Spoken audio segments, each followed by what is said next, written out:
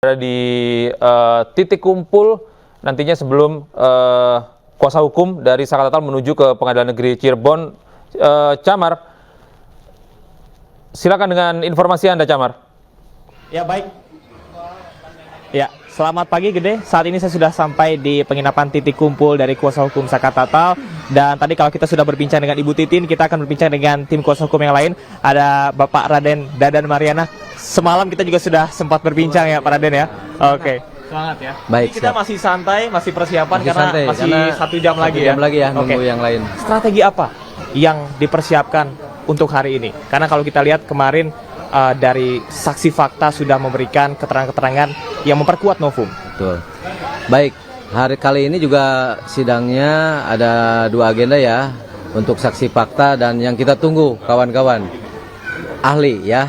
Jadi ahli ini yang sudah tercatat di sini yang akan hadir itu kebetulan Pak Susro tadi ada ya? Ya, Pak mantan Kabar Eskrim kebetulan sedang baru menuju ke sini. Terus Pak Dr. Ajmi dan kebetulan Pak Dr. Yongki Fernando sudah berada bersama kami. Pak Budi Suhendar dan Pak Reja Indragiri lagi di jalan ya. Psikolog forensik. Betul. Apa sebetulnya yang ingin diperkuat dan juga diperjelas kepada hakim terkait dengan hari ini? Karena kalau kita lihat tadi Bu Titin sudah membawa bukti foto baru otentik kesesuaian antara baju yang dipakai Vina dengan yang dipakai sahabatnya Widi. Betul. Tadi kan saya sampaikan ada 5 saksi yang siap, 5 ahli yang siap hadir. Ini pun ada saksi fakta lagi yang menegaskan ketika kejadian itu terjadi, beliau sedang berkumpul bersama 7 narapidana yang lain dan beliau menegaskan bahwa Saka Tatal itu tidak ada di TKP. Berikutnya yang akan saya sampaikan, ini yang memperkuat ini makin hari makin memperkuat kesaksian PK kita ya, yang dimana dari naskah yang kemarin disampaikan kepada Yang Mulia, yang tersumpah, nopo-nopo yang tersumpah, hari ini akan ditegaskan yang bermakna aksiologi atau yang bernilai oleh ahli. Jadi ahli ini di sini independen, di mana ahli akan menyampaikan suatu pendapat hukum di muka persidangan yang akan menjadi referensi untuk Yang Mulia mengambil keputusan. Sesuai dengan keilmuannya begitu ya Pak ya? Tepat sekali. Ini kalau kita berbicara tentang aspek yang sangat krusial sekali, ada atau tidaknya pemerkosaan, akan dibahas juga berarti? Oh pasti, tentu. Kita kan mengacu ke beberapa keterangan ya, yang dimana kita juga tahu bahwa peristiwa yang terjadi ini yang awalnya kita melihat ini adalah sebuah kecelakaan ya, tetapi kita analisa dari visum et repertum ya. Visum et repertum itu ada 2, ada yang pas pertama terjadi kecelakaan, selanjutnya ada visum et repertum yang dikeluarkan oleh Rumah Sakit Bayangkara. Nah ini kita tahu bahwa di visum kedua ini ada beberapa keganjilan ya, sampai ditemukan satu kresek hitam yang isinya ada kaos rok Edem, celana perapatan Ribel, ada sepatu merek Nike yang ukurannya 40. Berarti Eki ini sosok badannya tinggi ya. Tetapi kenapa hal teknis spesifikasi forensik yang dilakukan oleh Gunung Jati kok tidak tercantumkan di situ? Mohon maaf, di pagi hari ini saya dapat apa namanya senyuman dari teman-teman. Di visum et repertum yang dilakukan di Rumah Sakit Gunung Jati itu sampai mohon maaf bulu jembutnya Eki aja 7 cm itu tercatat ya. Jadi, sedetail itu berarti ya Pak ya? Sedetail itu.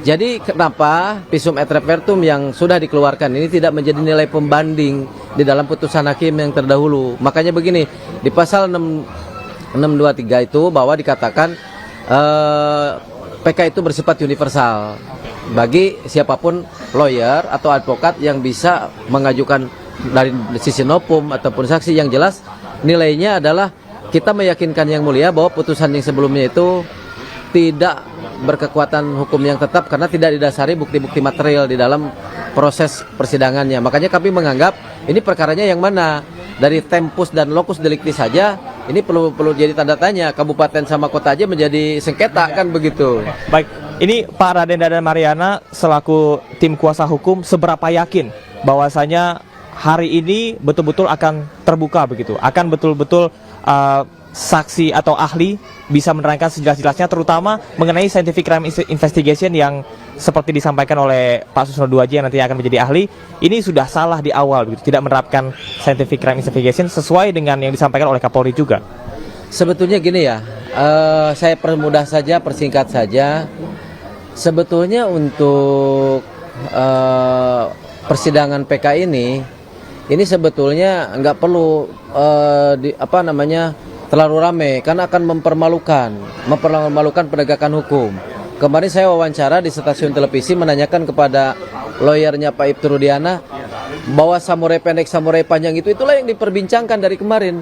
Diperbincangkan, nah sekarang samurainya mana? Katanya betul ada atau tidak begitu? Nah katanya, kata keterangan yang mungkin ada sekarang rekodnya, karena ada di kejaksaan. Nah sekarang kalau PK Sakatatal diterima, kami akan melakukan upaya hukum untuk kejaksaan untuk patut diduga menghilangkan barang bukti. Karena ini fiktif nih samurai ini. Karena sesuai putusan pengadilan baik nomor 16, nomor 50, kasasi segala macam, ditancapkanlah samurai pendek, ya. Ditancapkanlah samurai pendek ke perutnya Eki Rudiana oleh Peggy Perong, dan di situ dia meninggal atau mati dalam sesuai dengan visum. Nah yang jadi pertanyaan, barang buktinya mana? Saksinya kan mau berguguran ini ya. Terus pelakunya siapa? Kan begitu. Nah, yang paling men-trigger seluruh rakyat Indonesia, saya yakin semua rakyat Indonesia yang menonton kemarin iNews itu dia menangis ya. Rakyat Indonesia menangis karena masih ada penjajahan di atas bumi Indonesia yang dimana kita ketahui bersama bahwa ada anak bangsa di Cirebon ini yang diperlakukan seperti penjajah Jepang ya. Dan saya malam kebetulan pulang di mobil saya bersama saksi Aldi ya. Saya tanya, Aldi, setelah kamu dikasih air, Aldi ini merupakan sepupu dari mamangnya Saka, betul ya?